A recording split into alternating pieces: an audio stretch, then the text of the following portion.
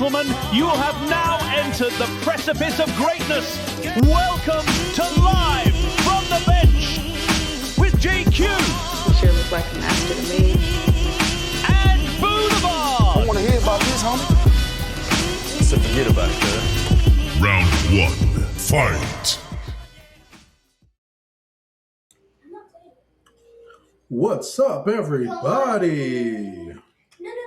It is us, You're joining me. the dynamic duo of Live from the Bench. It is I, GQ, and I'm joined by Boulevard once again. And we're here to give y'all some good content, some good news, stuff going around in the sports world, especially in the NFL. And we're going to talk about it. Please, I'll give you a little bit of a disclaimer. Please excuse my children in the background. My wife is not here. She had to leave with the other one, and I'm bonded, so they're behind me. Hey, guys, can you be quiet, please? Open up, the paper boy's coming to bring me some good news. Yeah. I don't know what that was, but yeah, okay, so catch up everybody since we last been here. The Super Bowl happened. Patriots Seahawks, everybody knows how that turned out. It wasn't a very close game at all. Seattle's defense beat the shit out of Drake May. Drake May had probably his worst game of his career. It was beautiful. It was beautiful. It was beautiful. Yeah. You got any comments on anything that you remember, or now that we're damn near a week past it at this point? We're just a little late to the party. Yeah, we're late to the party, but you know what? It was one of those parties that was just like, I should have said no to the invite. Because that Super Bowl was just bad on so many levels. Wasn't even worth getting dressed for, yeah. I mean, halftime show was good. Yeah. I'm going to say, just for the record, I mean, I don't listen to a lot of worldly music. Mostly old school type of, that's my style. I just like the old school shit. But there were points in that, because my Spanish isn't as great as I want to believe it is, that I couldn't tell if he were singing to the song or just talking. And it was disorienting me from the music, the beat. This is like, I can't tell if he's going to the beat because he's like off beat, and it's throwing me off to the point where I was ready to turn it off at one point, but then it all worked itself out and got back to being enjoyable. But maybe it was just me for like 30 seconds of it. I don't know. I don't mind Bad Bunny's music, but I have like a weird assessment of Bad Bunny's music. Yeah. I feel like Bad Bunny's music, he writes it in English, then translate. He writes it in English to the beat, and then he records. Hey. Like, yeah, it's easy to do this too, but I ain't know what the hell was going on. I ain't never heard a Bad Bunny song in my life. Let me put that on the record. I don't know what I heard that night either. I have no idea. If I heard it again, I wouldn't say, hey, that's the song from the Super Bowl. I have no idea what I heard that night. But I enjoyed it. My ass was shaking. So my head was bobbing. It was all good. Boulevard was twerking. Boulevard don't twerk. Boulevard two-step. Boulevard 40 plus. Boulevard two-step. I actually saw some guy, he did a translation for the video. If I can find it, I'm going to play it. I'll even share it to the page. Because if you hear the words to the song in English, coolest shit I ever heard. Okay. Because someone translated the whole song in English. But, yeah. I guess it works. All right. But that Super Bowl was just horrible to watch. I'm happy for McDonald to get his ring. That he had to get his ring as the head coach. You know, I'm happy to see that. It made me happy to see Mike Vrabel lose again. It made me happy to see the Patriots lose again, and I'm not be able to get a seventh ring. I was very proud to see that. Oh boy, all the kiss ass thing that would have come from that. Yeah. So I was happy to see the Patriots not only lose but get mollywopped like that. It was nice. It was a beautiful sight. was beautiful. Yeah. Enjoyed every minute of that second half. Mm. Ah, okay, we're coming in hot. So I'm just going to start out with Joey Porter Sr. said that Big Ben was a bad teammate. Now, I don't know how to play the clip so you can hear it.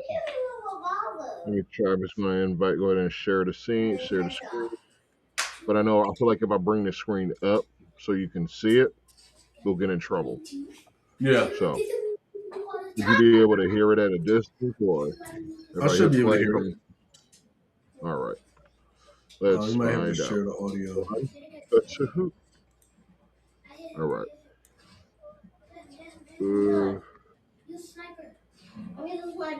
I don't know how. Any other Sure it tone is. does it? Oh, okay. I'm just trying not to get hit with one of them checkpoints. Can you hear it? Are you hearing it?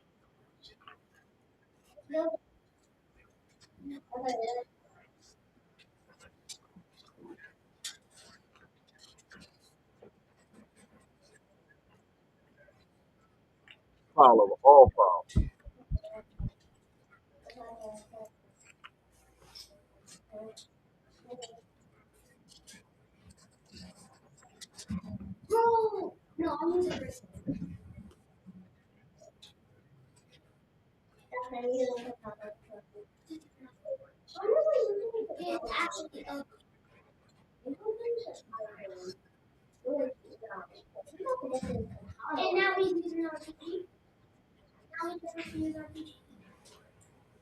Okay. All right.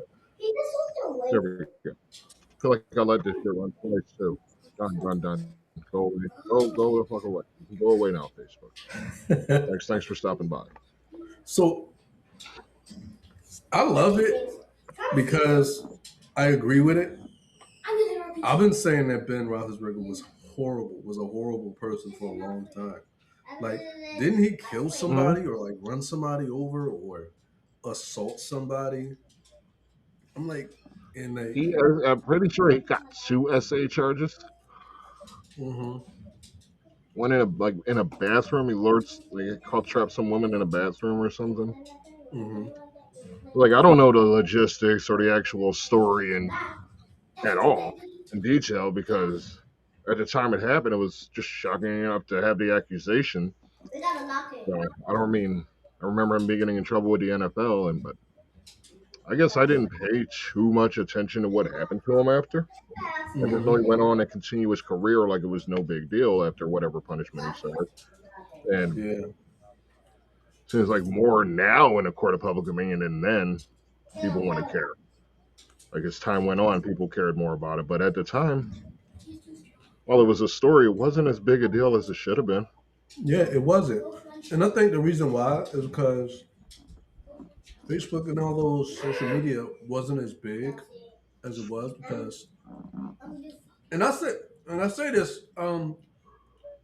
smartphones, because smartphones weren't really a thing that much Yeah. back then.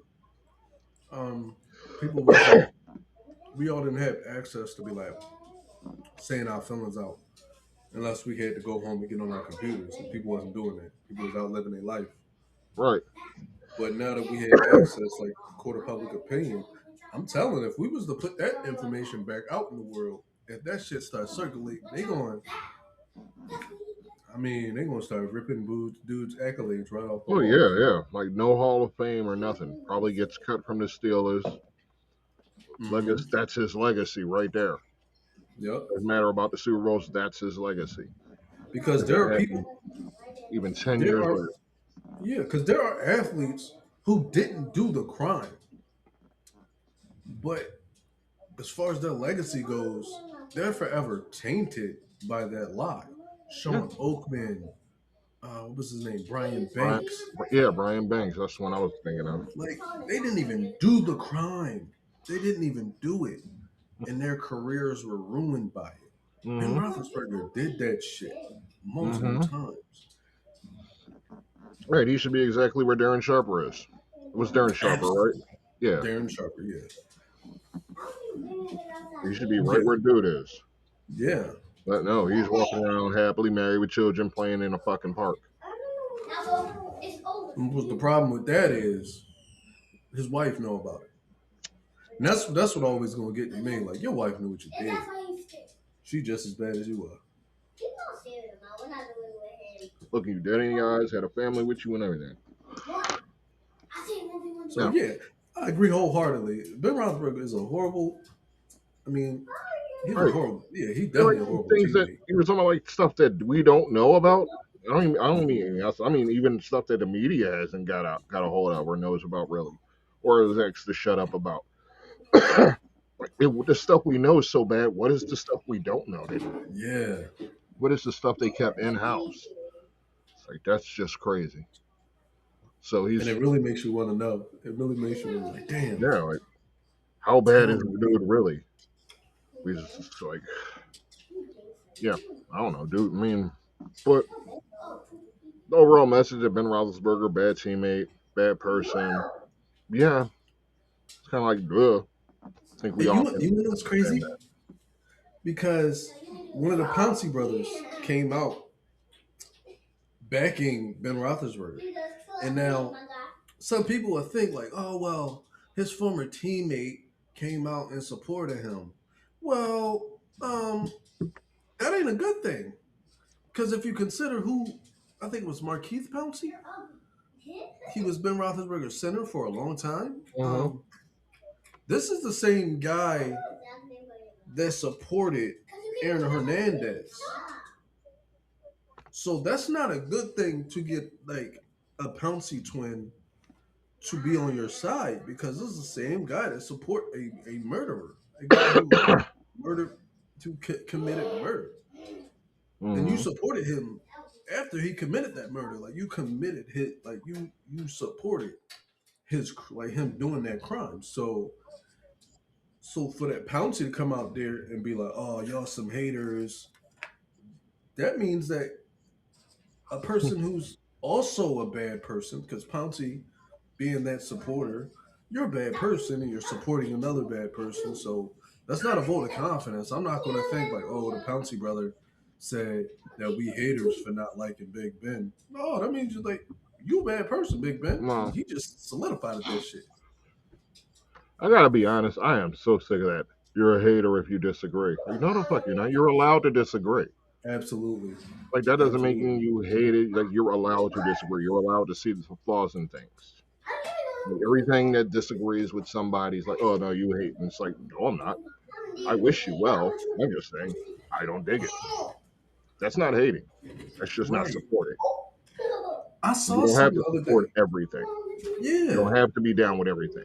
You should be really the things you like, the things you're into, things you're curious about, things you want to get into. But just to support things because the masses say you should, fuck out of here. That Yeah. doesn't make you a hater. That means you have your own opinion. You have an individual opinion. You're not following the masses on this matter, at least. You're allowed to. So, I just that always gets me. Like you're a hater. Like I don't hate it. I just don't like it that much. And it reminds me of this something I had saw the other day. It Mm-hmm. was, I think it was it Kobe who said it? No, somebody was referring to LeBron James, and it's a, and like I didn't know that this happened, but it makes sense why certain pros outside that certain pros don't like LeBron James, like certain like legends don't like LeBron James, Mm-hmm. and it was crazy because I like this makes sense.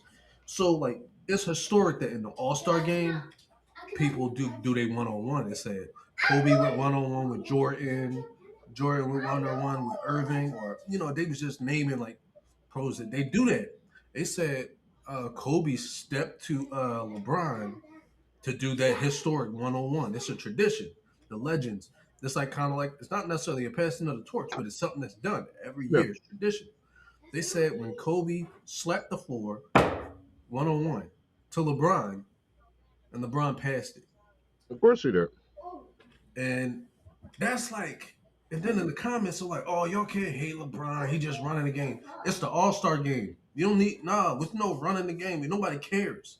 Right. It's about that tradition. That's been something, and y'all calling people haters. I'm like, You no, mean let the that one guy. who refused to do the All Star game? Yeah, And I'm pretty sure there was just a story about how it was like a $1 million offer put up. It was Carter, McGrady, Kobe, and Bron, mm-hmm. and the only one that accepted it was Vince. The Mm-hmm. other three declined. Like LeBron's not going to do any of those things because he's more concerned with the image loss if he loses, as if there would be one. Right. I mean, he's got enough working against him as it is. Yeah. So I don't. And and a lot of times I try my best to show that respect to LeBron, to the type of Know. person he is outside of the game. I try to Mhm. respect him as a father and as a husband. I try to show that respect because I hate him on the court. I hate him as a basketball player, not Mhm. because of his talent. It's just the way he carries himself. It's like to be that person and you bitch and moan that much as an athlete. That's crazy to me. To be 6'8", 6'9", 250, 60 pounds and you bitch that much, that's a problem for me. I don't like that. So I'm going to hate you because you're in a sport with grown ass men and you're acting like a little girl. That's a problem for me. I was 120 fucking pounds getting smacked around by 220-pound men on the football field. LeBron could never sit here and tell me that all the sports too physical. Then you want to sit here and cry about somebody being too physical on the basketball court? Man, the fuck up. You're It's 20. like they say, football makes a lot of basketball players. Yeah, exactly. Because I'd be damned if he couldn't survive in the NFL. He couldn't survive in the NFL. No, Maduddy would have really made it through 4 years of college football. Somebody would have hit his ass one time and he would. Right. Get blown up one time. That's it. I know we got a lot, so we can move on. All right. Where do we go from here? Was my heart filled with so much fear? I probably should just do it in order. Okay, so Eagles.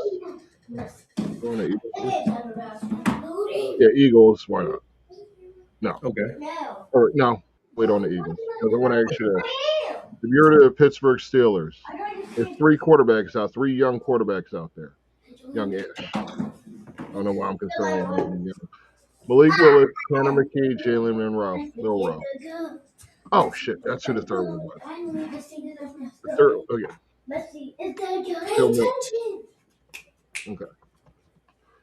Willis, McKee, Milrose, or Milton? Milrow or Morton? Which one you taking? Wait, Morton? Joe Milton, Jalen Milrow, Oh, okay. Tanner McKee, Malik Willis. So right now, I'm taking Tanner McKee off the list because he's got to prove himself whether or not he can be QB2 in Philadelphia now. Because he's got to prove himself whether or not he can be QB2 in Philly. So I'm taking him off that list. Now Milrow, we don't know who he is yet, but I don't think Seattle's really looking to part ways with him because at some point they're going to have to move on from Darnold. I don't know when, if that's going to be anytime soon, but that's something I don't think they would do that. Now, Milton and Willis. Willis is definitely the better guy, the better option because he has a lot of starting experience. Milton looks like a flash in the pan kind of guy. It's like he might have some talent. He might have a lot of talent, but I don't think he's like I can lead a team to a 5-game win streak or he doesn't seem like that guy. Malik Willis has showed he can do it. He's done it in Green Bay. So yeah, I think if you're gonna go ahead and take a stab at a guy, do it. Yeah, I think the Steelers should spend 20 million, 30 million for a quarterback. If it's gonna be Malik Willis, why not? It ain't like you're gonna get anything else. And there was an out after this season. It's a void for the Darnold contract. So yeah, I mean after this He just won upcoming him a season, Super Bowl. He just won him a but Super I Bowl. guess I they don't got him think for they're gonna another try year. to out him. I mean, wouldn't you extend him if he just got you to a Super Bowl? Yeah. Would you let him go next year for Willis? Who? Not Willis. Milrow. My bad. No. Darnold. Would you let Darnold walk for Milrow? No. But I would if I were Seahawks. If I was Seattle, no, I wouldn't do it. But I would be wary of. I would be wary of the whole Darnold's because it happened. For, it happened with Geno. He started looking good, and then boom, it died out. Once people got wind of what was going on, they started to die out. I feel like the same thing can happen with Darnold. Mm.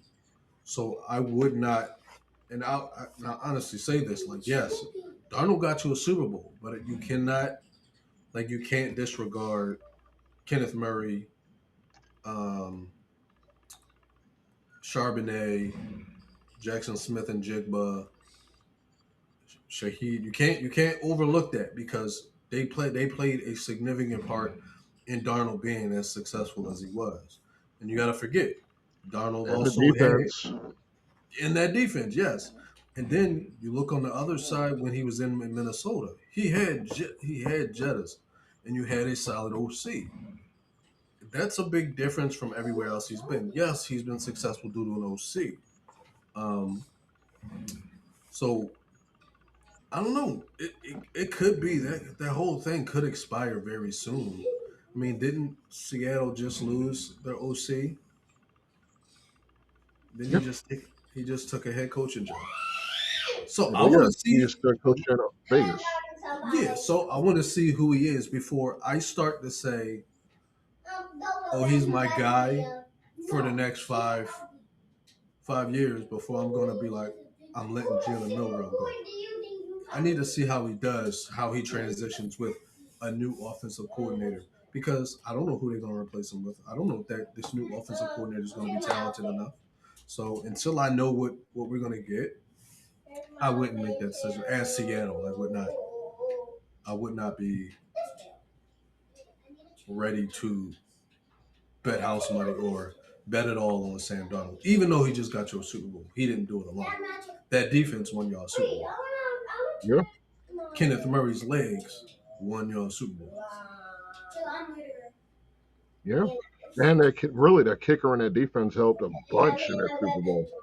Yes, I don't see anybody giving the kicker enough credit, but I mean, that man scored 17 of those points. absolutely. So give that man his credit. That's all. I mean, that defense, Yeah. the work they put on Drake May, and apparently they had a tell. Yeah, Like, I saw that too. tell, yeah. I saw that. I don't know if he gonna reveal it, but I want to know. No, he kind of did. I don't quite remember what he said. I got the clip somewhere. But Oh, I don't know. it's probably locked away in the archive somewhere. Yeah. Always got shit like that in the archives. Okay. I was going, like I said, I got all these clips I want to run, but I'm not sure if we're going to get flagged if I run them or not. But if you look on the page, Uh-huh. there's this thing called Run Nation. And it's basically two big dudes running headfirst into each other, just running into each other at full speed. And whoever gets knocked down loses. And I don't know if you've seen it, but it's just, I don't know, man. I think we just going too far with competition. Like it's not even a sport; it's just running full speed into the other person. Here it is. I don't think I can bring it up on the screen now. I could definitely see it. I'll see it on my end. All right, share.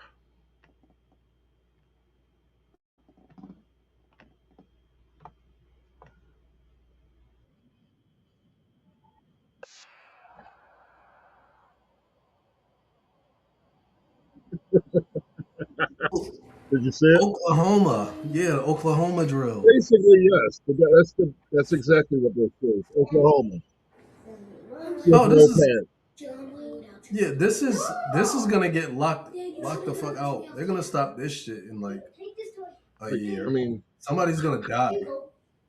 oh, no doubt someone's going to die doing this. I mean, you look at the builds of these people running into each Yeah. other. It's like every WWE signing in the next 5 years. Yeah.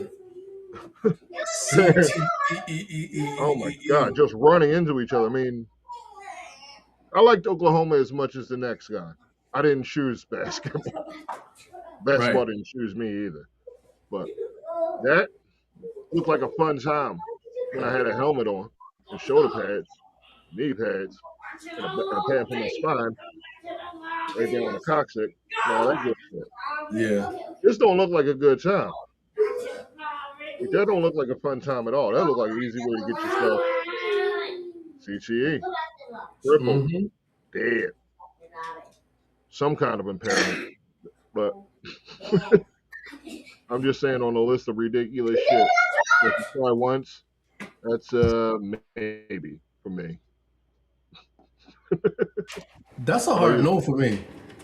That's a hard no. See me when I was playing football, I never shied away from Oklahoma drills. I never shied away from it. I never won the drill. Let me just say that right now. I never won the drill. I was You always had a huge size mismatch probably every time. yeah. I never won the drill.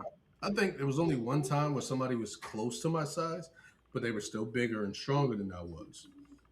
I never won the drill. I'll just say that right now. Never won the drill. Never shied away from it. Never tried to avoid the contact. I just went with it. You know what I mean? This right here, I would bitch up immediately. I'm not doing that. Like, where my pads at? You want me to run full speed against another grown man? No, thank Right. you. That's the type of shit you do when your kid's in danger and you see a bear running at your Yeah, kid. right. That's the only time I do something like that. Right. Run You putting your full life on the speed. line on purpose. Yeah, that right there. I want to know. I want to know how much they getting paid to do that. I just imagine somebody running full speed and they just trip while the person's doing There's so much wrong with that. Please, if it. Just laugh.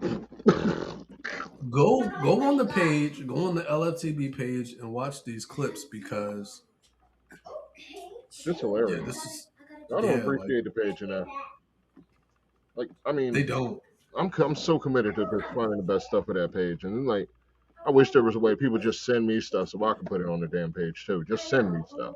I'm operating that I'm gonna page. relaunch the LFTB Discord so we can Yeah, have it's, people send us stuff. yeah. I mean, we're that kind of page. Yeah, because I would love to sit here and just look at your content that you send us. You can send us stuff. We'll look at it. We'll Please react to send the us stuff stuff. that you send it. We can react to the stuff that you send. Um, and I don't honestly, I don't America, know if this is you. because I believe if it's reaction to content, we can probably do it. We can probably bring it up if it's Mm-hmm. reaction content, and I think that's what we are doing. So we may be able to get past on the free use thing. You know, Yeah. down the road, down the road.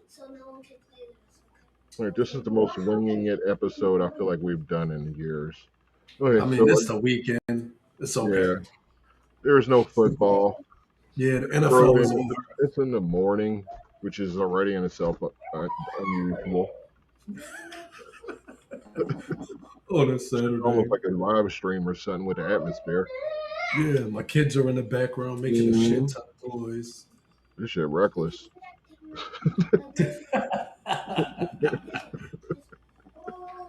All right.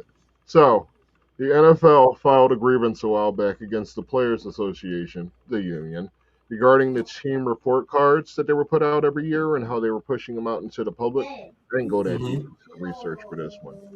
I didn't feel like it was that crucial. But point is, they won the grievance. And now the team report cards can't be released to the public. However, the NFLPA says they'll continue to do the rating report cards. We just can't see them. J.J. Watt or T.J. Watt or one of the Watts, I think, said something about brought up the PFF rankings that we see on TV every Sunday night, where you tell which each player ranks statistically. Mm-hmm. Do you see the difference in these things? That how you're not allowed to see how the teams run their operations, but you're allowed to see how some third party site grades the players. I'll leak that shit anyway because you sitting here telling that sounds like to me. What that sounds like to me is I don't want you to know how bad we are, but I'm going to say how bad this person was every week. Because what's the like? Hold on now, it's time to start exposing some shit. And I think the reason why is because some of these teams getting exposed for having shitty fucking facilities, shitty fucking treatment of families, like the teams that don't have care facilities for players that are parents or they don't cover. So I think that's basically what it is. That's basically what it is. There were more C pluses and lower than there were B minuses and higher, specifically under treatment of families. That's why I thought it was funny you brought that up. That one specifically looked pretty bad on the league. Oh, I guess he's yelling at his kids. But I mean, yeah, you're right. It's just them trying to more for thee and more for me and none for thee, I guess, kind of thing. Because yeah, why are you even bothering to withhold the information? You can use it as a grading system to make your operations better. And I mean, the blowback from some bad news won't really even last that long. Like we'll forget the grades 2 months. Like you're not even selling season tickets yet. So what the hell? We can't remember all these damn letters. Not even for one team, let alone 32. Like I'm looking at this now, and like I can't get, like there's multiple categories, multiple letters. Yeah, average person ain't smart enough to keep that much track months down the line. It's not that crucial. So for them to be like, we don't want you to see that. I mean, that's what it is, but it's just a foolish idea because it's not going to really matter to us for that long. Not with the way the news cycle goes. We'll be over it in a couple weeks, month at best, at longest. I agree with you, and it's just weird when organizations do stuff like that. It's like when you have a company and they put out a climate survey, and and that's basically what it is. It's basically a company climate survey where you tell them like, hey, how do you feel about your department? Like each team is an apartment, and then you find out that each department has significant flaws. Instead of like letting those flaws be known to whoever, like other people in the company, Right. you want to hide it so everyone thinks everything is all peachy. I'm gonna tell you something. Y'all can probably tell the players association not to leak that information, but you can't tell a player not to say shit. Because if a player decide to be like, oh, I'm acting independently and I'm saying, yeah, my fucking team facility fucking sucks. Or the team treats us like shit. You can't tell a player not to speak that shit because I mean, maybe you can. Maybe you can fucking file a grievance against a player. But y'all think you're gonna lose that shit. You're gonna lose them. Well, I would hope so. Because that sound like, but the case of what that sound like is like when you're going after the whistleblower, I think you got laws stopping you from going after the whistleblower. That's what that shit sound like to me. It's like the fucking the Players Association went after the league for doing something wrong, or the teams for doing something wrong, and the league was like, "Oh, you can't do that." Who they filed a grievance with? That's my question. Oh, the union. The NFL filed agreements with the union. With the Players Union? Yeah, the NFLPA. So the Players Association sided with the league. No, a judge sided with the league. Oh, so the NFL basically paid off the judge. Copy. I got Possibly. it.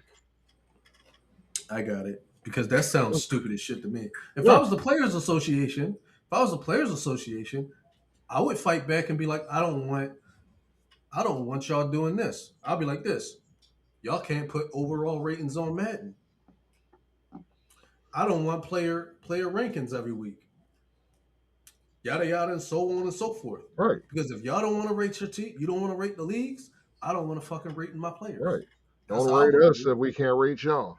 Mm-hmm. Shit, That's I mean, how it's I look only at it. right. I mean, you're supposed to be coexisting. You can't be giving one thing to one side and not give something of equal value to the other. Because So you got to this is balance, what keep shit balanced. because who was the one player? There's a player right now. I just saw the article. I mean, just saw it like right before we got on the record. There's a player. I can't remember his name, who is actively avoiding going into the NFL. Like actively avoiding it. I can't remember Is it what his name. Chambliss? Yeah, Trinidad Chambliss? Yeah. I want to know this. I'm trying. I gotta watch the video again because because I want to look more into it. Like it was right before I got on here. I had saw it. Like he's actively avoiding the NFL, and I'm like, wait a minute, because I don't know why he's doing it, but if he's doing it because he just doesn't want to deal with the NFL and wants to go somewhere else, Hmm. I am in full support of that because once that happens, more players. I'm like, you know what, the NFL don't gotta be the option for me. I can go somewhere else, and the NFL more doesn't, players, doesn't have to be the option for any players, yeah, really. because once that starts happening, people gonna start jumping ship otherwhere. Oh man, I mean, it happens. You see players, they'll get through camp their first year, they'll see someone start there, like, nope, I'm retired. Because they mm-hmm. don't want to go through it. They got other goals. Yeah, So, I mean, it happens every year. You get Myron Rolls and shit like that. yeah, So, well, I mean, hell, that's why and you it's go just through all the schooling. And now with players spending 6 years in college, 6 to 9 years in college, you're walking out with multiple degrees. mm-hmm. Like if you're even still going to school, which I don't know why you wouldn't be. Oh hell yeah! I mean, If I'm still there, I'm walking out with yeah, my free masters. school, free education, free education. Shit. Mm-hmm. Only thing you spend it is time at that point. You're getting to play the sport you love. I mean, I feel like he's just making the most of it. Maybe he knows if he got to the pros, he just wouldn't have the arm strains or he wouldn't have to up here or something along those lines to make it. Maybe he knows his flaws and he's made peace with it. Maybe he's got chasing another degree that'll send him in a different path. Maybe he just wants to get into graduate coaching. There's a lot of Mm-hmm. things that not a path you can take when you're in a situation. It doesn't, like you said, NFL's not the only option. Yeah, No, I mean, I don't know what his plan is, but I don't hate it. I don't either. I mean, like, it's not the only option. You're not obligated to go. You're not obligated just because you're good to go pro. Well, and it's not even that. Like even like let's say he do want to go pro, he just doesn't want to go NFL. There are There's other ways. also other options for players. So you don't have to be like, oh, I want to chase big money. You don't have to chase big money. Like you can go to the UFL and then still have a fucking career. Like you Mm-hmm. could be a doctor. Like if somebody in the UFL that's a full fledged doctor that plays football for like 8 weeks, 8 to 12 weeks a season, and then goes back to being a doctor after. No, Like nothing that wrong could, with that. yeah. So it could be stuff like that. Like some people might just want to play football in the off season. My kids are home. I want my kids to watch me play football. I don't know. There's got to be more. I think we got to lean more on the options, other options that's out there. The whole idea of the UFL being a feeder league is kind of annoying. I And don't think. doctor be getting sick. I'm like, my dorsal. Right. I have chipped the fifth metatarsal on my thumb. Right. Yeah, because like you go to the team physician, like, listen, we know. Just get out Like, my way. give me the machine. Yeah, he the real team doctor. I've had shit like that happen before. I mean, not with players, but like people getting hurt. Well, I actually had a player who's we had a medic on our sideline and a player who's actually also a nurse. The medic on the sideline, and the player's like, "Listen, I know what I'm doing. I'm a freaking nurse." And I'm like, "Bro, go sit your ass on the sideline. Don't care if you're a nurse in real life. You're a football player right now. Yeah, right. Let them do their job. If they wrong, they wrong. Unless you know they wrong. Keep your ego on the field. If you're wrong, you're wrong. If they Yeah, wrong, let them be wrong. You don't say shit right. because that's your liability now." Right. There's laws set up for all that. Yeah, All they right. like they got protection. This is your reminder to cancel NFL Plus. This is your reminder to cancel NFL Plus. This is your reminder to cancel NFL Plus. Yeah, I canceled NFL Plus. I canceled mine already. At this point, it ain't just for you; it's for everybody. Yeah, no, I'm just saying I canceled it. Like last time, you told me like two, 3 episodes ago, and I was like, oh yeah, let me do that right now. And Mm, all I did was just like go in and take my card off the thing. But I was like, that's my new promotions on here. cancel NFL Plus. Mm, I would cancel ESPN Plus, but it's a part of the bundle, so mm. I guess we stuck with that. Yeah, but you don't get the other. Do you get the other ESPN? That $30 a month one? I don't know. I don't know. Mm. Not sure. I know Do you watch it? I was It's the getting one they have the special events on. Like they had the hell was that? The Royal Rumble on it. I did watch the Rover. Yeah, I do get that Oh, wait. because I got the Hulu ESPN Plus bundle.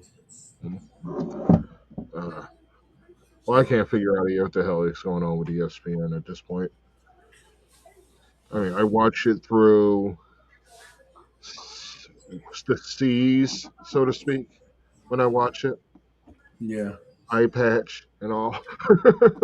Arr. Exactly. So I don't really be knowing. Okay, so Eagles hired. Oh yeah, it's time for the Eagles stuff. Now. I think I'm out of everything else. My Okay. list is no kind of conceivable order.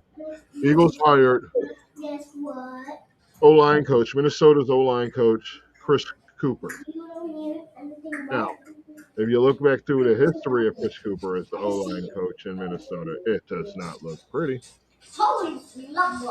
They were not very good. I mean, last year, make excuses. People were injured. That happens. That's not an excuse. Here's the fact: their offensive line grade. Okay, I wish I had marked wherever the hell I got that from. But 65.2, which was 29th. That was last year, and like that was after they actually invested in improving the line, bringing in like Ryan Kelly and shit like that, making draft. They drafted the dude and all of that. Yeah, but they still were a terrible line, like one of the league's worst lines. So he got fired, as a bad lineman coach would. You know, there's a reason Stidman stuck around for so long. There's a reason why Stoutland stuck around for so long, and that's because he was good at what he did. At least that's the perception.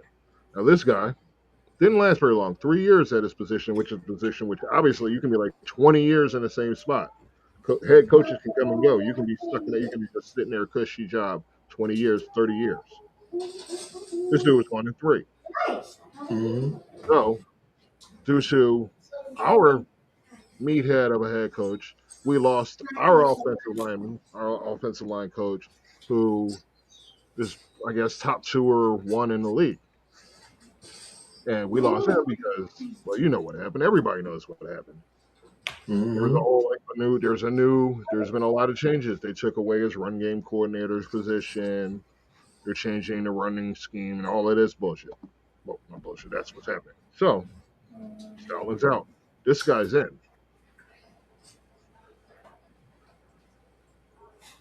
Okay, sorry. Now you count in the fact that there could be a lot. There's a lot of potential change coming on the line. Dickerson could be retiring possibly. I feel like he might give it another year, but he could possibly retiring this year. Johnson should be retiring this year because it didn't look good at the end. Try though he might, he might be as about close to washed as you can be, and it's better to get out 1 year early than 1 year late. Yes. So he should walk away now. It's held high.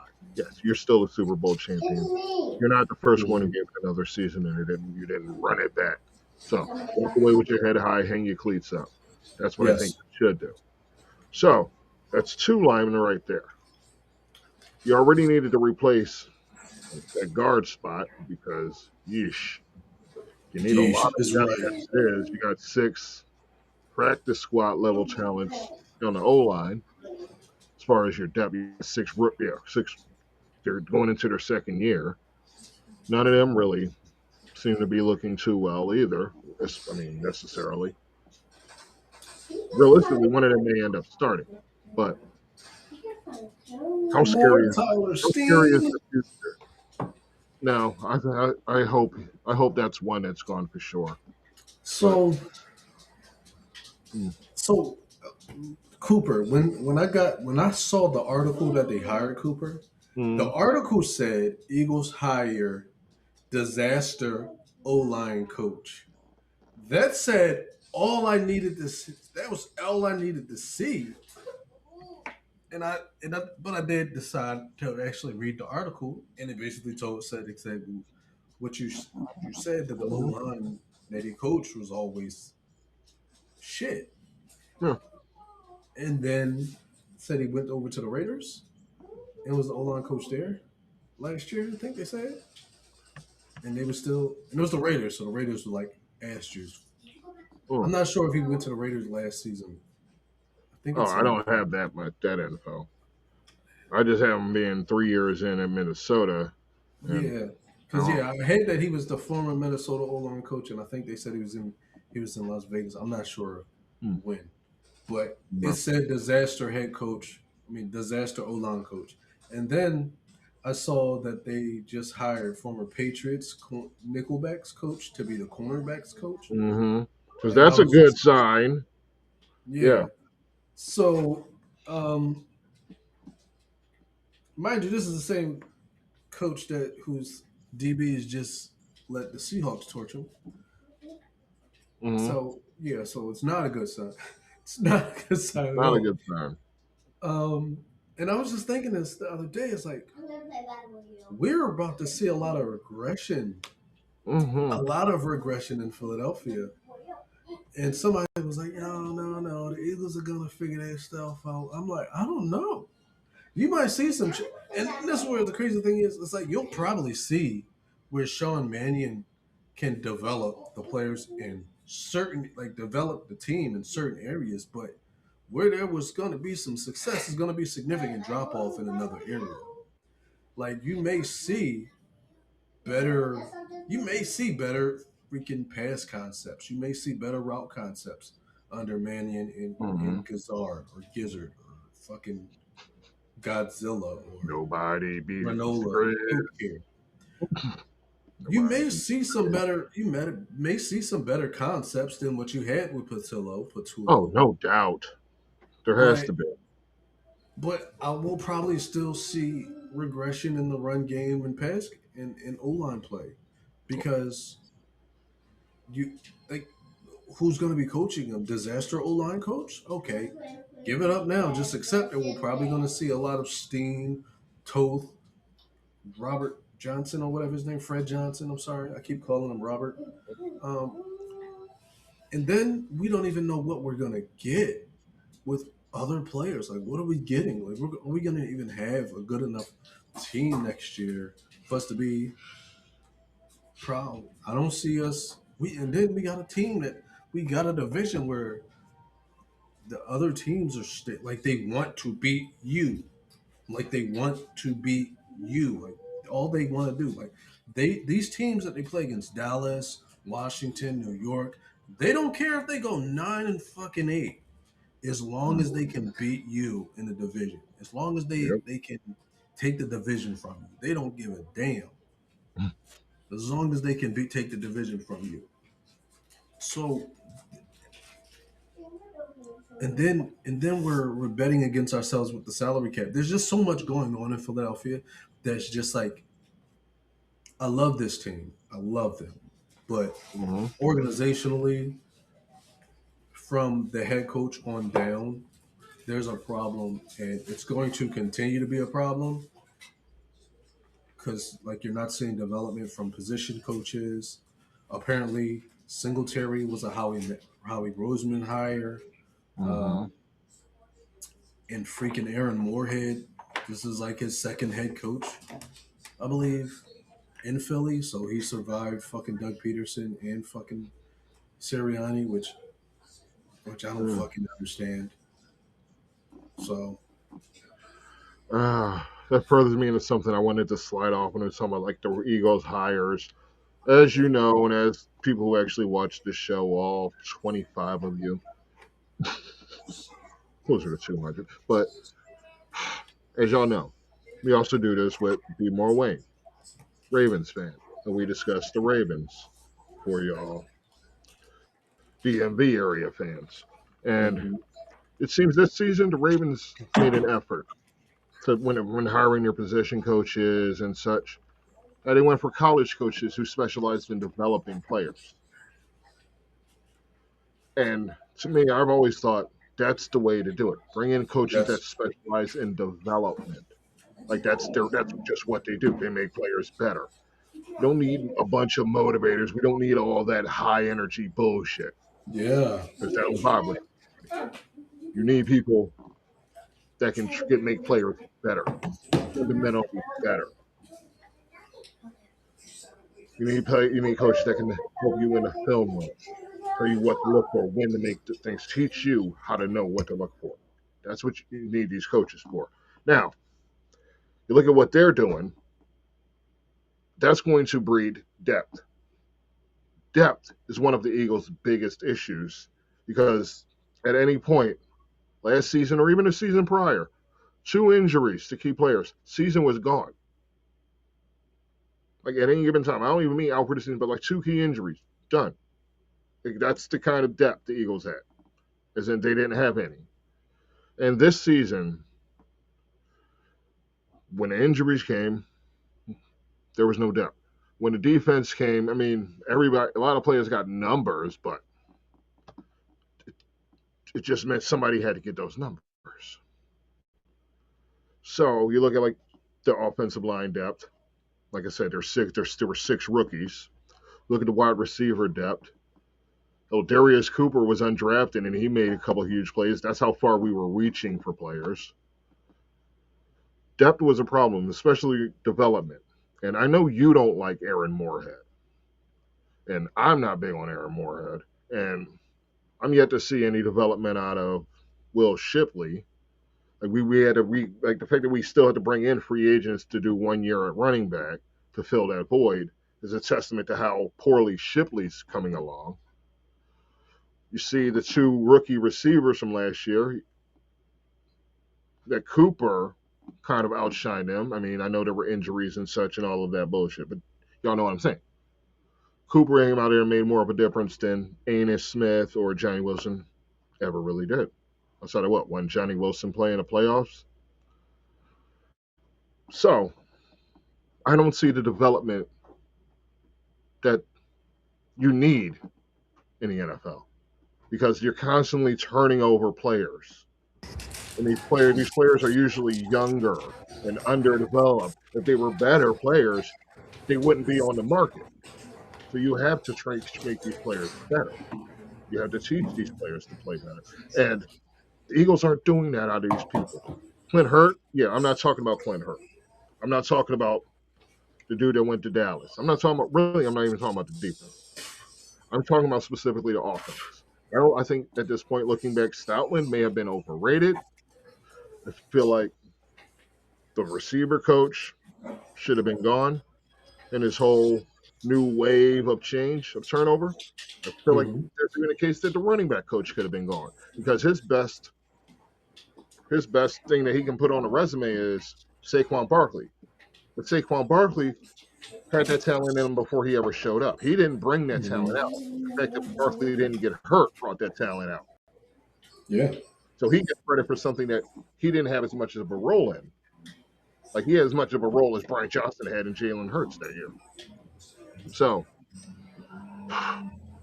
that's my point. Like until they make an effort to key on development, you're going to have to spend big and have like a top heavy as far as salary cap and talent roster. So you're always a couple injuries away. Just at any point for 3 weeks, your season's just ruined. So I don't think Cooper, looking at his track record, he's not very good at developing. You look at Moorhead, he's not very good at developing. You look at Cooper, he's not very good at development. The quarterback coordinator keeps fucking changing. The offensive coordinator keeps fucking changing. So unless the defense really gets good, like they all peak at the same time or something, and we get that's like that offense might be falling backwards hard next season. I agree. You have to focus on bringing a lineman. We may end up having to bring Goddard back if we can't get like a Pitts. Yeah, if we're lucky, Pitts, possibly Njoku, who will be 33. So that's really like what we're looking for is having hope in is that we can find like a free agent in the market and pick up some linemen or something because there's a lot of gaps that may need to be filled hypothetically if Dickerson and Johnson walk away.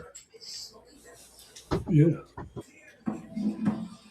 And I agree. You're going to see a lot of.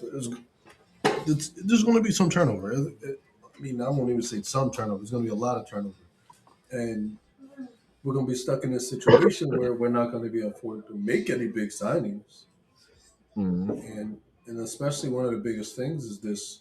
To talk about this AJ Brown, an AJ Brown trade, which might fuck us in the long run. So. Yeah. I mean, it didn't help Tennessee, but Yeah. That's on them. Treylon Burks was ass. Yeah. I should have known that. It's, all right. We're going to lose the situation. So, okay. I saw this one in the Philly Voice. I don't know what that is, though. Should the Eagles exercise their fifth-year options on Jalen Carter and Nolan Smith? Let me just say that their options are 21-6 for Carter and 15-381 for Nolan Smith. Nolan Smith, no. No? Okay. Jalen Carter, absolutely.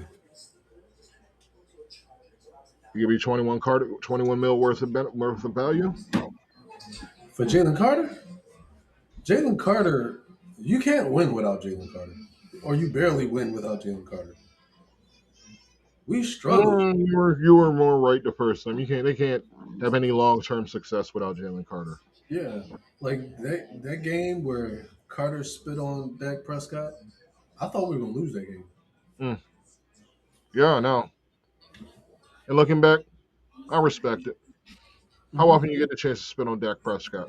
What Eagles fan wouldn't want to spit on Dak Prescott? I mean, the only reason I haven't is because I refuse to go to Dallas or anywhere in the surrounding metro area of what do you call it? DFW. DFW. Yeah. So you won't see me around there, and that's the only reason your head ain't just a little more shiny there, that Dakota. Somebody walk up to you like, ugh.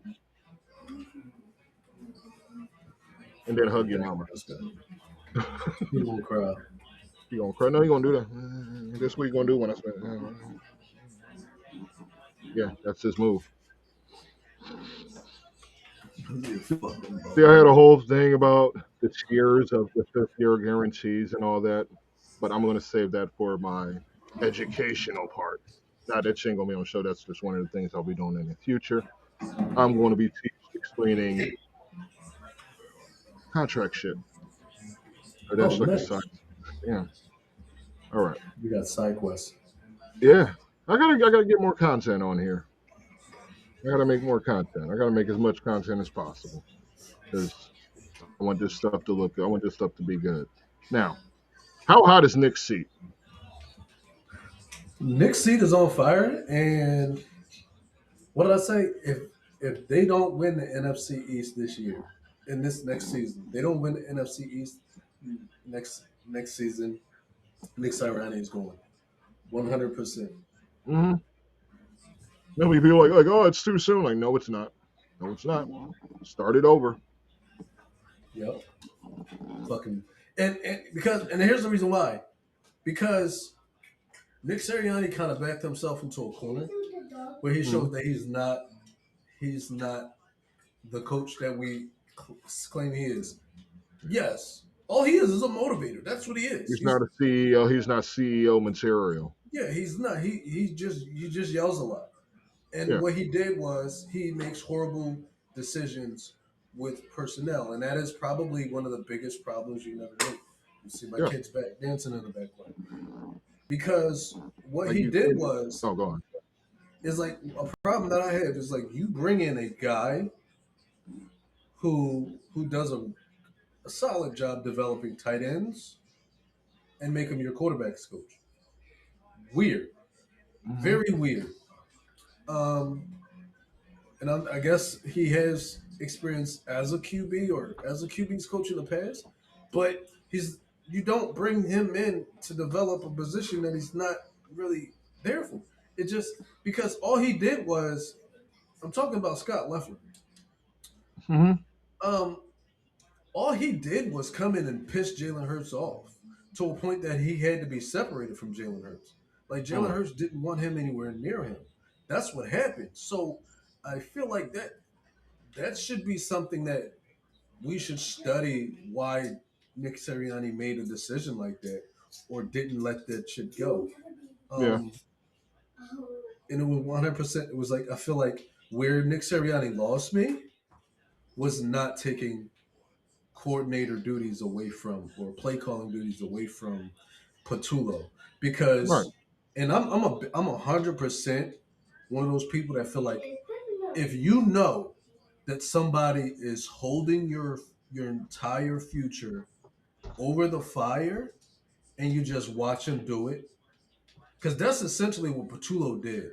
Patullo stood there, took a stick, and said, I'm going to take this entire Nick Sirianni system, because Nick Sirianni kept saying it was my system. Second time he's done that when a coach was running the offense horribly. He takes a stick. Patullo took a stick, took the system, put it on the edge of the stick, and stuck it into the fire. And Nick Sirianni watched him do it. Not only did Nick Sirianni watch him do it, was told by other people, dude, it's not working. You're burning the fucking system up. And then he said, no, it's okay. Not nice. He had to know. Yeah. And he sat there and he said, hey, you're missing a spot. You're burning my shit, but you're not burning it on all sides. Flip it over. And that's what he did. He basically said, I'm going to take the offensive running game and I'm going to flip it upside down. I'm going to take your running game. Burn that shit up. I'm going to take your passing game. Flip the marshmallow over. Burn the other side. Make sure you burn the entire motherfucking thing evenly. Routes FTW. And that's what he did. He burned that offensive system, and Nick Sirianni let him. Me personally, you burn somebody's system up, and I'm not a big fan of Doug Peterson as a head coach, but guess what? I'm gonna give Doug Peterson his respect. He was not giving up offensive play calling duty. He said, I don't think anybody else I don't think a coach on this offense can do better than me. And I respect that. Yeah. As a head coach, he took full responsibility and said, I'm the only one here that can do it. Because he said, you're the head coach. I feel like that's what you're supposed to do there. Yeah, he said, I'm not going to put my fate in nobody else's hands. And I respect Doug Peterson for that. Nick Sirianni 100% was like, you know what? I'm going to put my future in everybody else's hands. If I get fired, I get fired. And here's the thing about Nick Sirianni. If Nick Sirianni gets fired because he fails to be somebody that can call plays, and right now his system doesn't work. So that means you can't go become an offensive coordinator somewhere else because your system doesn't work. So nobody's going to want to hire you to come and run my system because you can't run a system that's successful. So Right. now your only option is that you're maybe a consultant. But what are you going to consult? You can't consult me because your system doesn't work. So I don't want your advice. All right, what's next? Go be a head coach somewhere else? Well, you already proven that you make horrible decisions as a head coach. So where are you going to go? Cleveland? Yes. Because and Cleveland or that's Vegas. that's right.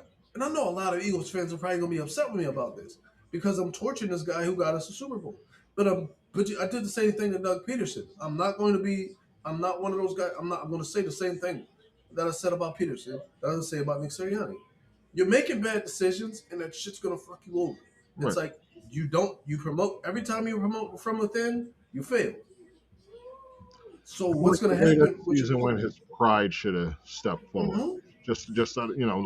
Just like you said with Peterson, just out of sheer pride. I'm not going Yeah, to let this shit fall. I'm not going to put my yeah. life in someone else's hands. But yeah, go on. Oh, That's 100%. And that's where it's looking because it's like, all right, I'm going to let a guy who has never called plays before call my plays. Jesus. It's in it. I give it.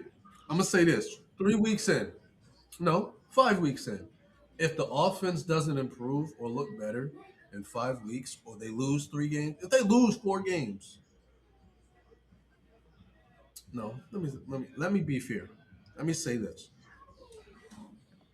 Let's go with by week 6 or by 6 games in, if they don't win 4 games, mm, I'd fire Nick Sirianni. damn. No, I'm with you on the offensive thing. No, like if the offense doesn't look good, the consecutive weeks, it's going to be time to make a change. Because I'm Yeah. gonna feel like by week 3, the cry's already going to be screaming. If they come Mm-hmm. out the first 3 weeks and look like they did under Patullo, everybody's going to be screaming for dude's head again.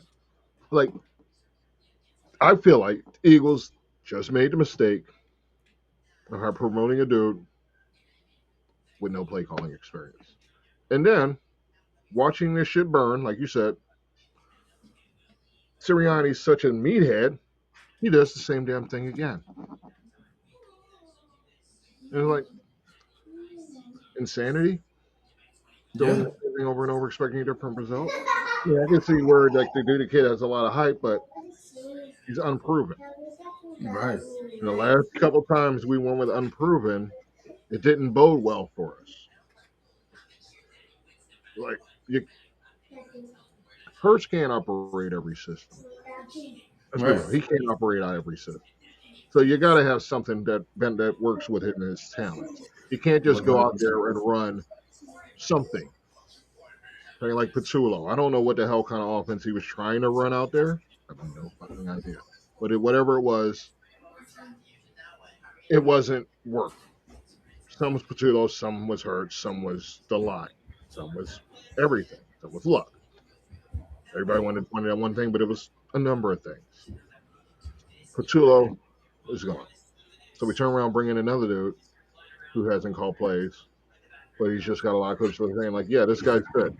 But good at what? Good at what exactly? Is he good at devising a scheme? No, because he came from Chicago, right? Who's that? Our OC. Sean Mannion. Yeah. He came. So he was Matt LaFleur's. Wait, he was the quarterback's coach in Green Bay. Green Bay. Yeah, Green Bay. Okay. Yeah. So what? He gets credit for Jordan Love? Yeah. And How Malik much? Willis, maybe. I mean, But I okay. don't know if he. Because I'll be honest. I don't give Sean Marion credit for Aaron Love. What's his name? Jordan Love. Jordan Love. I said Aaron Love. Um, honestly, you want to know who I give credit to for Jordan Love? I give that to freaking Aaron Rodgers. Honestly, I don't like Yeah. Aaron Rodgers, but I credit Aaron Rodgers because and if you're smart, if you're a talented person or you're intelligent and you're about studying football, you watch some. If you got somebody like As much as I don't like Aaron Rodgers, if you got a guy like Aaron Rodgers in front of you, you're studying him. So I believe I don't credit Mannion for that because you had somebody like Aaron Rodgers in front of him. And I do believe that Aaron Rodgers is the kind of guy that's going to do some tutoring his the people beneath him. He does like help. Aaron Rodgers? Yeah, maybe now. Not then. I mean, Aaron Rodgers sucks. But Jordan Love waited for 3 years, I believe, behind him. So he definitely picked up something. Yeah. So yeah, I mean, to say it was all this guy, I mean, even if he did have some big hand in developing him, how does that benefit play calling? Like if his claim to fame is that he made a quarterback good, we already have a good quarterback. Yeah. What we need is a good system. So if he can't come in and call a competent scheme, actually gets players open in space and gets all of the weapons that are still there and aging in position to do what they do best, then especially with the line, it's not going to go well. Yeah. But So the whole I do office not walking credit. into the same thing. And here's my thing: the reason why I don't give Sean Mannion credit for Jordan Love, because Jordan Love showed who he was. What was it? 2 years ago? Was it 2 years ago? I believe he took over to start as a starter. Yeah. So I'm like, yeah. Yeah, Mannion's only been the quarterback's coach last year. He has 2 years of coaching experience. He was an offensive assistant, then the quarterback's coach. He wasn't anybody of importance. So I feel like Nick Sirianni fucking went out of his fucking mind just now. Mm. So that's my fault. Yeah, and I feel like the guy that's underneath him, Grizzard, I mean, he actually has play calling experience. So I feel like in a court of public opinion, he might have been a better choice because he's actually done it, and we were looking for somebody who's actually done it. But counterpoint to my own thing, he got fired too. So it was like, what the hell? We got an offensive lineman coach that got fired. We got a QB, a coach who was an offensive assistant 2 years ago, and just like this flash in the pan who hasn't called plays. You got a fired OC that called plays, but didn't call plays well and got himself fired. Like, this doesn't bode well. It just doesn't look good. And GQ's gone for a minute, but this is my point. It doesn't look good. So we can't really get too excited because with the cap bill coming and like we got limited cap space now. We got so many young talents that we got to re-sign on defense. So we're going to lose some of them, but we're going to keep some, and that's going to affect rebuilding the offensive side of the ball because Saquon's getting older. The line's pretty much cooked, and yeah, that's the future of this team. It does not look well. There's going to have to be a lot of things changing, and I don't feel like they're focusing on the right things because I feel like I'm just watching the team make the same mistakes they just made. Like I said, you got a O-line coach that got fired because his O-line didn't improve. Actually, it went backwards at some positions. You got an offensive coordinator that's never called plays after just season falling apart because we had an offensive coordinator that couldn't call plays. Then you bring in a QB coach who has called plays, but he got fired because he didn't call plays very well. And these are our new pieces to change after the disaster season we just had. This does not look well. This does not look like it's going to go well. O-lines, yeah. Well, that's how I feel about it. But let me see. You got anything else to comment on that? Because I got more. Yeah. I was just gonna say that it's like my issue with the Sean Mannion signing was like he seems like okay, a hot young coach, but he's only been coaching for 2 years. So how hot of a candidate can somebody be after 2 years? He's only been a position coach for 1 year. And you can't really chalk anything. You cannot really put anybody's success on him. After 1 year, Jordan Love was already fucking Jordan Love before fucking Sean Mannion got there. He looks like a man. So, again, like, I am not. Come on.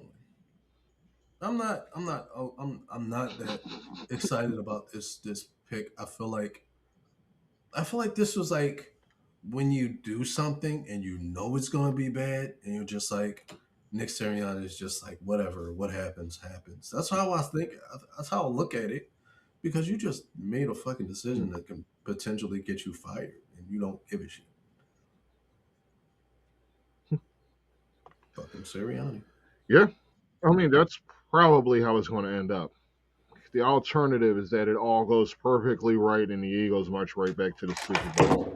But looking at the roster and projecting the future of the roster, at least offensively, I don't know.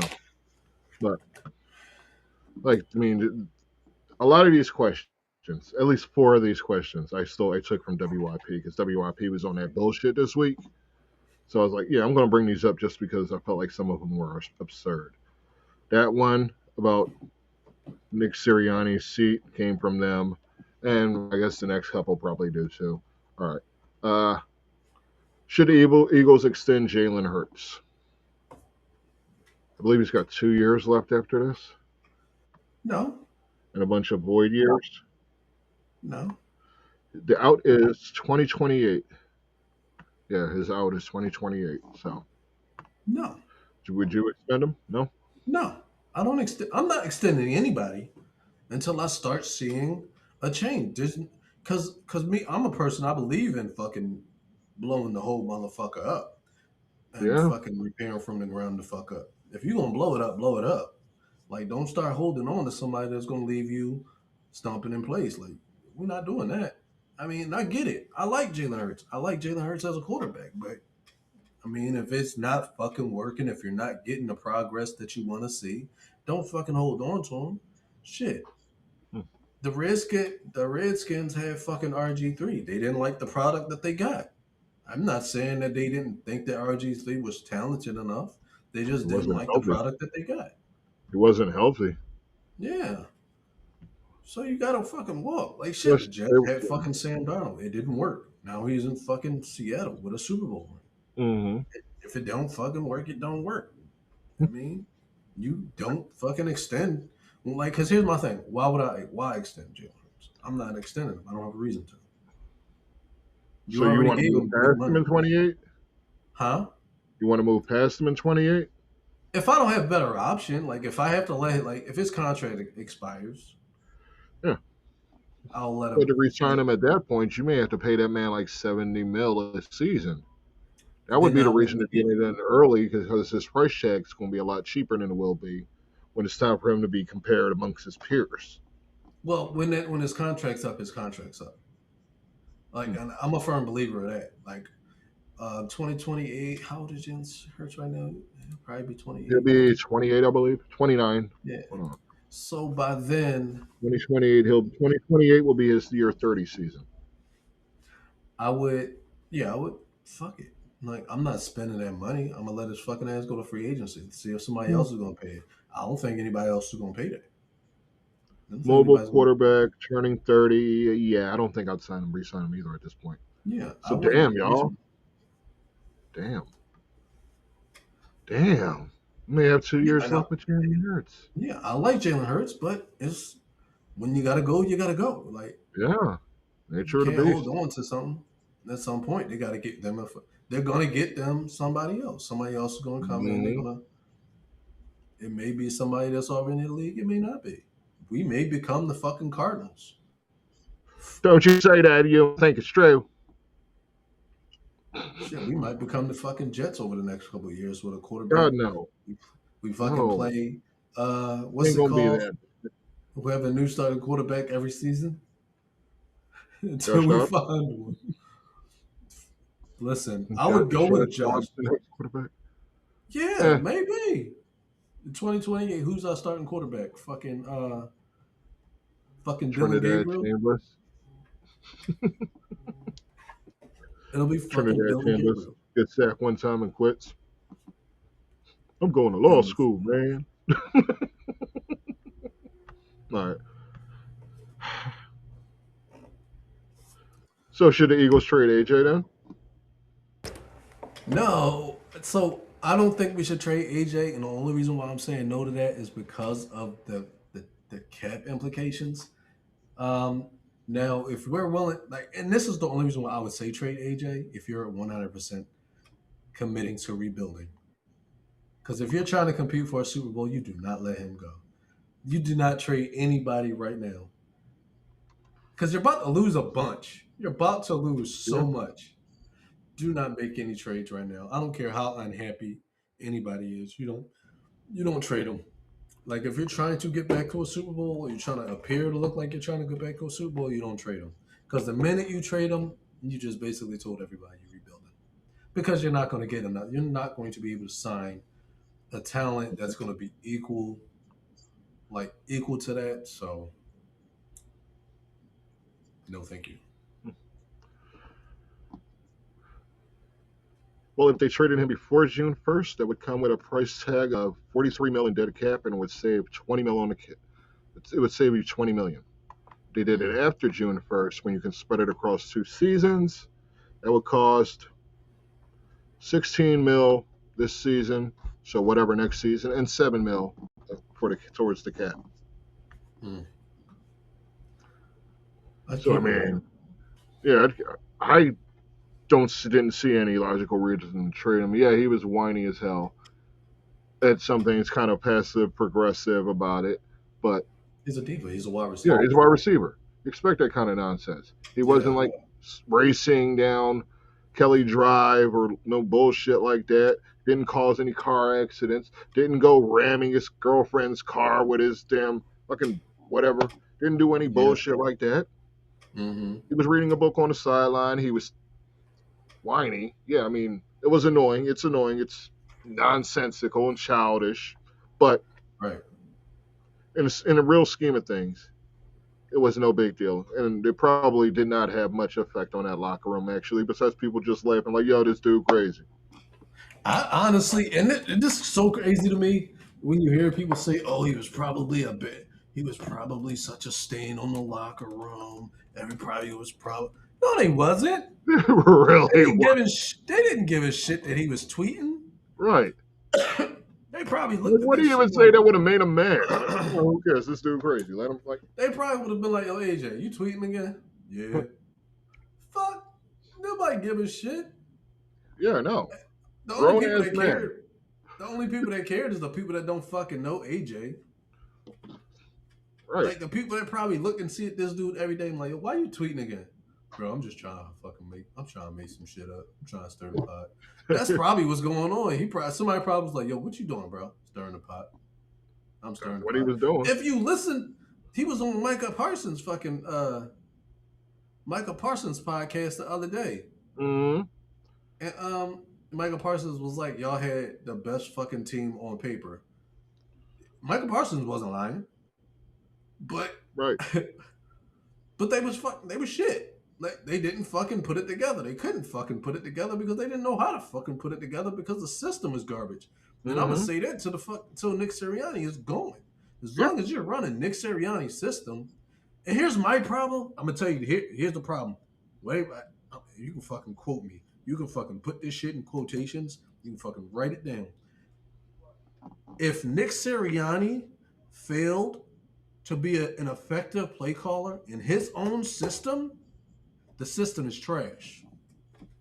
And I don't want to hear anybody say that Nick Sirianni's that hits it right on the damn head. It's his system, as he keeps saying. Then why can't he operate? Why he can't call plays in his own system, he throw the system grab the headset, throw it on, and take charge of the situation? Why is it when he was the play caller, it didn't go very well for him? If it's his system that he should be the expert at, above all experts. Mm-hmm. That's a very That good is why he should be fired. Yes. That is why Nick Sirianni should be fired. Because if he can't call plays in his own system successfully, there's no way anybody else can do it. They would say that fucking Kellen Moore did it. Kellen Moore is no way Kellen Moore was not Kellen Moore was not running Nick Sirianni's system. Kellen Moore was running Kellen Moore's system. Mm-hmm. There was no fucking way. So. All right.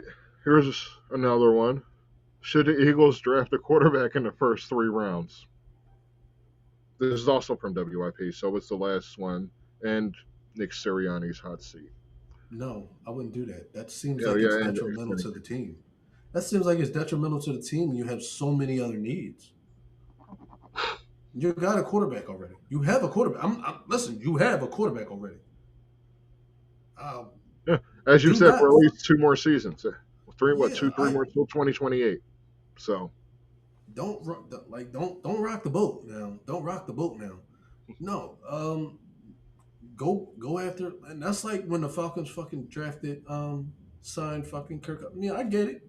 Penix was the fucking guy for the future, but they had a lot more weaknesses. They had a lot more problems, like the fucking Cleveland Browns drafting 2 fucking quarterbacks.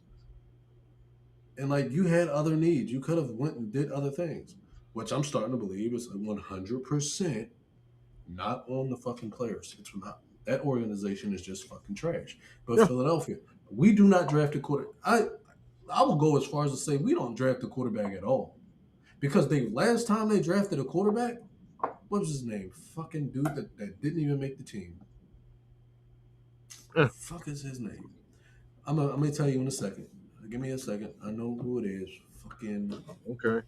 Doop doop doop doop doop doop doop doop. You go now. Doop doop doop doop doop doop doop doop. I'm gonna get the name. I'm gonna because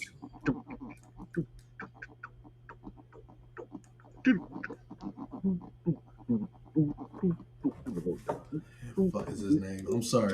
Give me a second, guys.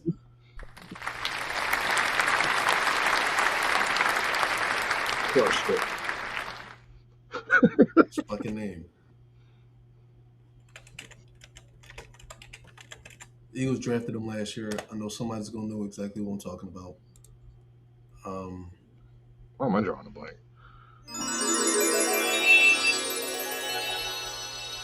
Does that mean you figured it out? I did not touch that. Oh. That was not me. All right. Not Tanner McKee then, obviously. No, it wasn't Tanner McKee. It was last year. Who did they draft last year?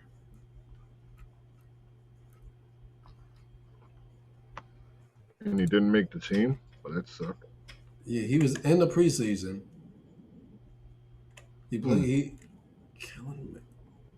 Fuck was his name? His first name starts with a K. I am drawing a total blank on this one. Ow. Yeah. No.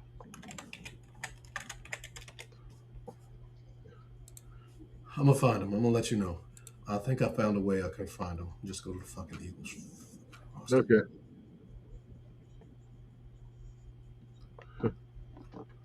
All right. While you're doing that, this is your reminder to cancel your NFL Plus. This is your reminder to cancel your NFL Plus. This is your reminder to cancel your NFL Plus. Oh, yeah. It's going down like that. All right. Let's find some filler. I wonder how many runs I could get in that Run Nation thing. Like how many times I could stay upright, running head first into another person my size.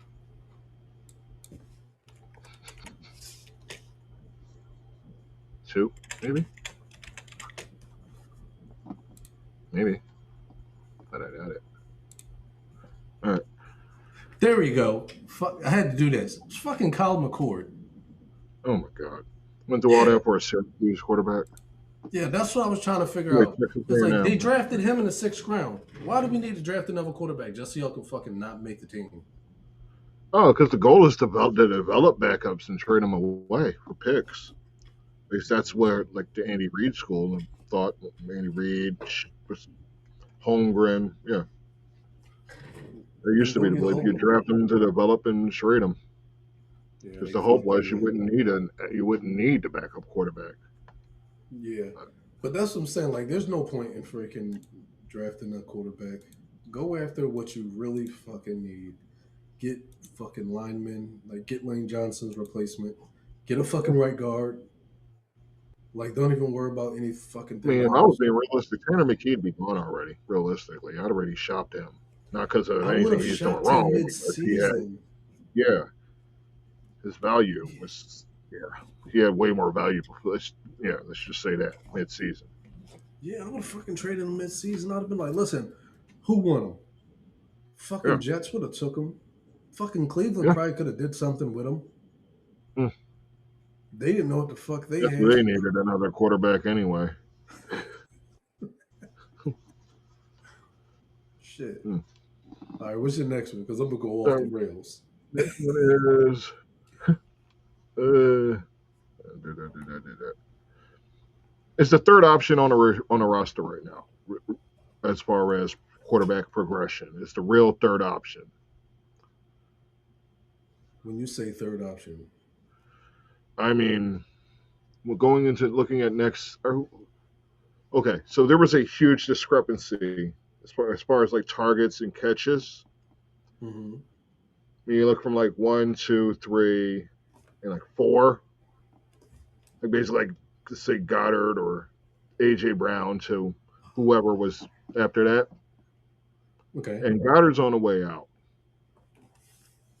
So looking, yeah, it was probably a stupid question, but yeah, it's the third option on the roster. Is there anyone that gives us hope that they could be they could take over? I think Darius Cooper could do it, but the only way it's possible is if they scheme, because they got to scheme like, and that's the only way I feel like the receivers can get theirs if they scheme the receivers open.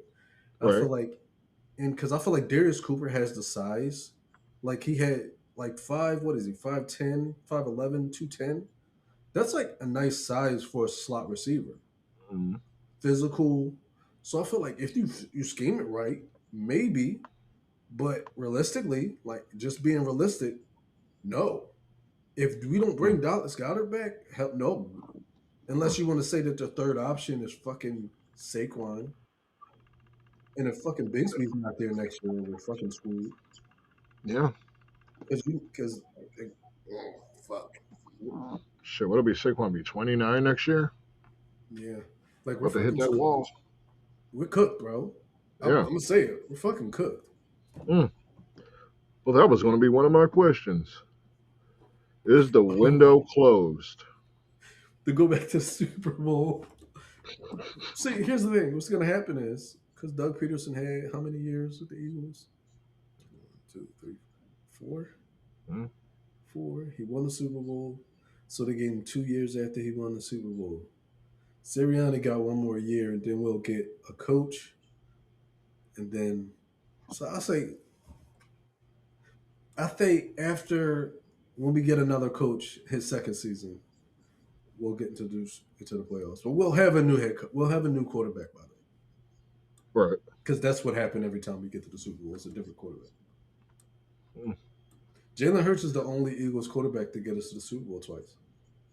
Yeah. Yeah. And this is the best time in Eagles history, I guess. I mean, that's what everybody says. Look, I mean, we haven't had this much success as far as reaching Super Bowls.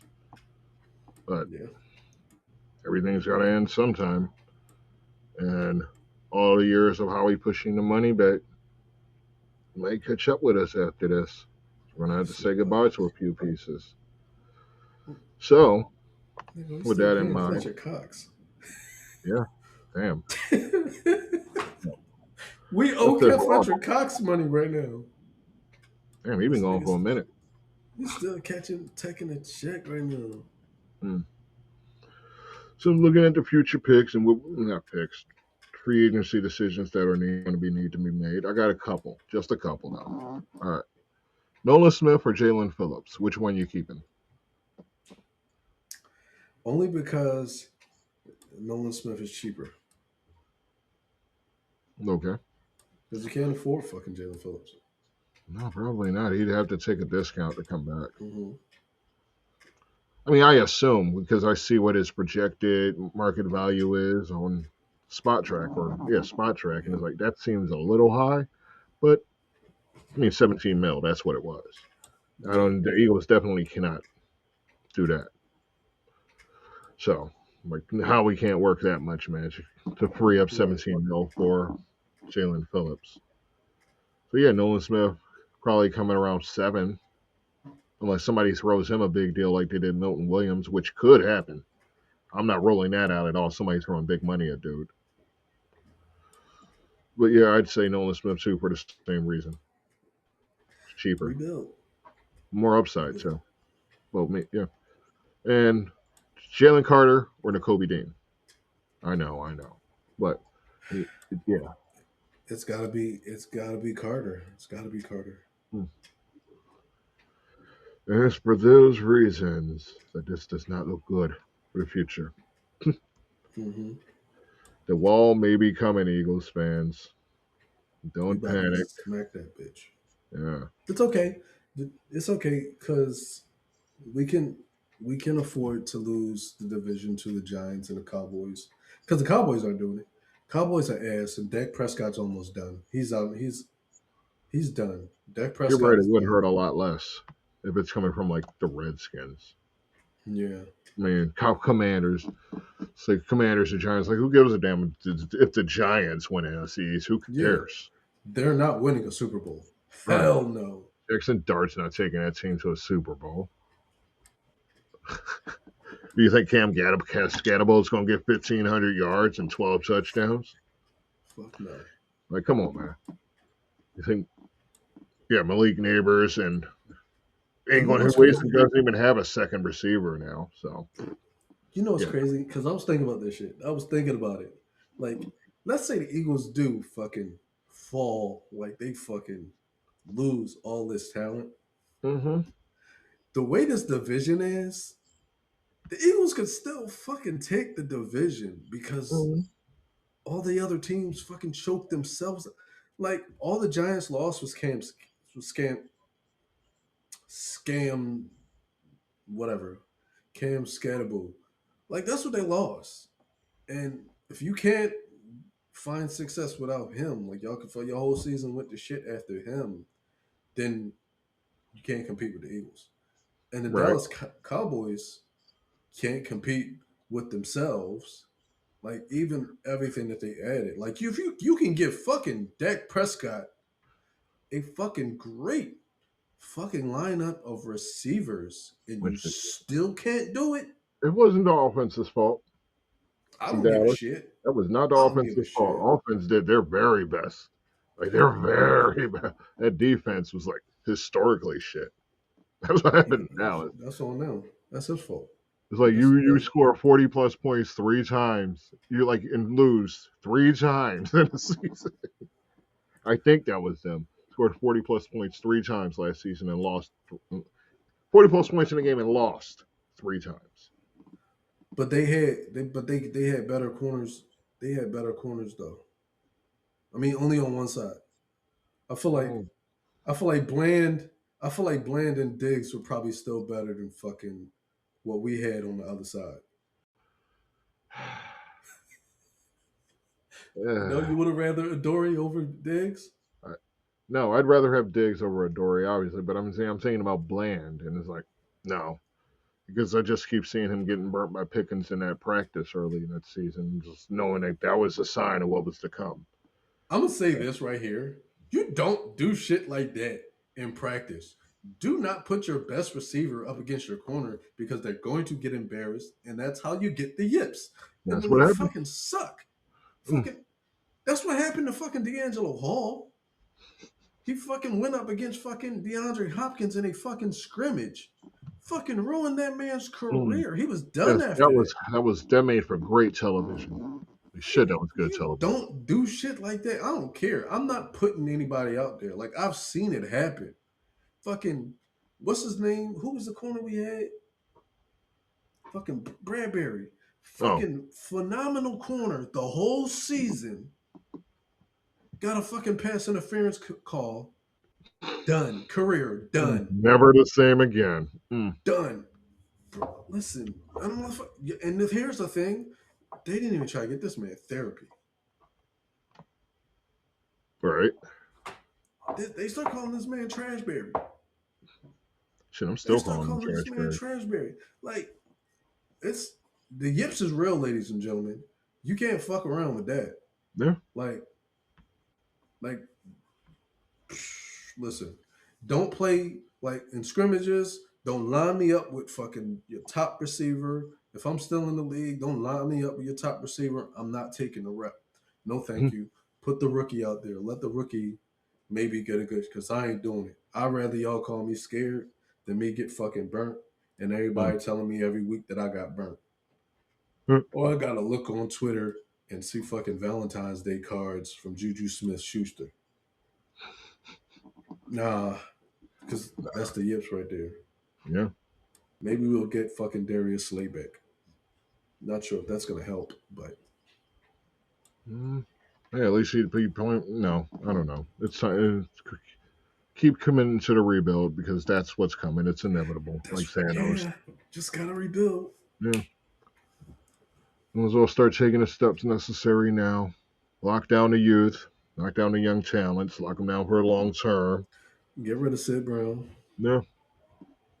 Figure out the future, the QB situation, your RB situation. Yeah. Oh, man. Maybe find some coaches that specialize in developing talents, not just hanging out with talents or whatever the fuck Aaron Moorhead does. I think it's the wrong kind. I think Nick Sirianni has the wrong kind of pride. You know, that's what I think. I feel like Chip Kelly, Doug Peterson pride is like, I'm the best call player on this organization. I'm the best call player here. That's the Doug Peterson, Chip Kelly pride. Nick Sirianni has the pride. That pride is like, nobody else is gonna make a better coaching hire than me. I'm like the best. My decision at coaching is the best because my system is that damn good that anybody is going to be successful. Because I don't know. I mean, I know that's not the fucking case, but it's just like I can't understand why he does it because I know I'd be fucking ass as an offensive coordinator, but at some point you gotta fucking pull that shit and man the fuck up and be like, all right, I got this because you're not gonna fucking trash my shit. Because there's no reason. Like Nick Sirianni's not gonna have a job after this. He's gotta hope that fucking Philly is like, hey, we'll bring you on to the fucking front office. Because how can you find a job after this? Like, where does Nick Sirianni go from here? One of his friends. FSN? Maybe goes down to New Orleans with Kellen Moore. Oh, maybe Indy with Steichen, but that's his best bet. He's just going to end up because he's been so loyal to his people. Maybe they'll probably show him the same due loyalty. He'll be like an advisor for the Colts or something. Maybe I'll go back to Andy. Maybe. Go be a receivers coach. Because that's where the fuck he belongs. Sorry, I didn't mean to cuss like that. Like, because here's my problem. You're a receiver. You are a wide receiver. Why is it that your receivers can't develop? When he first became the head coach here, they would always talk about Nick Sirianni going through the practice, and he would stop at the receivers group and actually fucking try to work with those guys. What happened? Are you not going back to your receivers and figuring out, hey, what's going on with you, Jahan? What? Nothing. You mean to tell me that you as a head coach and a former wide receivers coach, a former wide receiver, are content with people saying that you only had two good receivers on your team? Are you content with that? That's like being a former quarterback and someone saying your quarterbacks are garbage. Like, that's one thing you can't say about Jim Harbaugh. Right. You can't say his you can say his quarterbacks are overrated, but his quarterbacks aren't garbage. His quarterback's not dog shit. He's overrated as fuck, but not garbage. Right. Like I bet Andy Reid's got a good punter. I don't even know what position Andy Reid played. I know he did play in the kick. The fuck he punted. You don't know what position Andy Reid big ass played. He did. All I saw was Andy Reid punt the ball like 50 yards when he was a kid. You mean when he was like 3 times the size of every kid in that competition? Yes, I saw him punt the ball like 50 yards. But like, which one's Andy? Oh, that's like John Madden. You saying that John Madden's offensive line was trash? Like it wasn't. It was a nasty ass line. Exactly. Like Lions used to be nasty. exactly, and that's the problem for me. Is like if you're a coach, like that's why nobody can look at Sean McVay and say your receiver core is trash. No. Sean McVay, former receiver, his receivers is like that. Yeah. And and they go deep at receiver too. Like His there's a good receiving core like that. yeah. So that's where the fucking shit. That's where it comes for me with like it's just a big problem for me with Nick Sirianni right now. I don't know. I'm fucking trashing Nick Sirianni right now. No, it's all good. You're being trash. You're telling the damn truth. Tell it like it is. Shit. Sirianni's decisions have put us in a worse position. And because of Sirianni's dumbass positions, Howie's decisions are about to come kick us in the ass too. Because all of those those void years are coming. So it might be a bad time in Philly. Best we can do is draft successfully, find a bunch of young talent, and actually develop it. We ain't done that. Had we done that, it wouldn't be such a big deal that we're losing so many players, and it wouldn't have been such a deal that the line was so shit last season, and we had to go out and get Tanks Bigsby to play running back because Will Shipley never developed. And everybody's like, but yeah, Mel Singleton, he helped develop Tanks Bigsby. No, the fuck he did not. Running back is the easiest position in the NFL to learn. It is the easiest position. You can walk right into any damn team. If you're a running back with a few years under your belt, walk into any damn team and know what the fuck you're supposed to do in any position, any play. So don't put that on Singleton. All you had to do was hand that man a playbook. Shit. All you gotta do is say, run up the 300. Gotcha. Basically, yes. And if you ain't got the talent, you ain't got the talent. Yeah. You can't figure out where that is, then you probably don't deserve to be on our team. Exactly. So, all right. I got nothing. And we probably should have split this into two. I'm going to have to figure out how to do that. No, I'm not. I'm just going to run it as it is. All right. You got anything else? I got nothing. Any movies, restaurants, anything you want to recommend? Actually, if you're in the New Jersey area, we just found out this nice hibachi restaurant. We like to go to hibachi restaurants. It's something called Volcano. So it's a hibachi spot. So we're gonna try that as soon as we can. We're gonna try this restaurant. So if you're in the New Jersey area, go try out Volcano. You're gonna know before we do. So yeah, let him know because he's obviously looking for recommendations about it.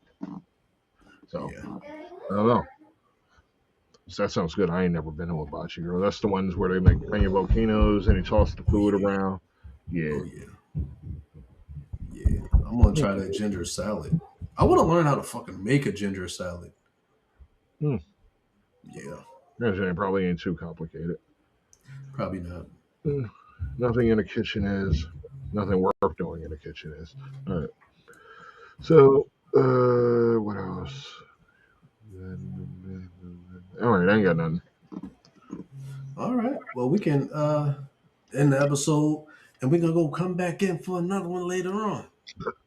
Yeah. This is your reminder to cancel NFL Plus. This is your reminder to cancel NFL Plus. This is your reminder to cancel NFL Plus. Yeah. And with that said, ladies and gentlemen, thanks for coming by. Have a good day. Bye. All right, everybody. Thank you for coming out to check out our show. We'll be back again soon with another episode for you to enjoy. On behalf of GQ and the interns, I'm Boulevard. Peace, love, and